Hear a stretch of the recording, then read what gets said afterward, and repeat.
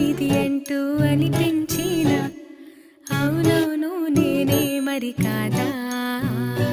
చిత్రంగా నాకేనే కనిపించిన కవ్వించే చిత్రాన్ని